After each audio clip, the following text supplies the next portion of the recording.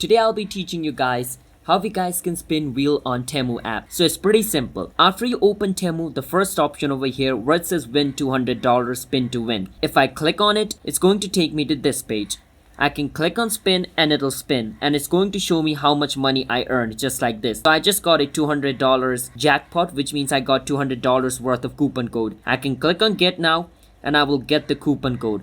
That is the first way to spin a wheel. Now remember, this wheel can only be spun one time, which means every 24 hours you will get a chance to spin this wheel. So you need to keep that in mind. And the other way to spin a wheel is to do this. So let me go back for a second first. So once you go back, you can click on new at the bottom. Once you click on new, you can click on earn credits and free gift. Once you click on it, over here you can complete any of these challenge and get a chance to spin the wheel. You can click on refer and earn, which means if you refer this app to one of your friends and they download and use the app, you will get a chance to spin this. That is one of the challenge. The other thing is you can complete any one of this and you will get a chance to spin the wheel. That is how you guys can spin the wheel on Temu app. So if you guys found our video helpful, then hit the subscribe to our channel one step. I'll see you guys next time.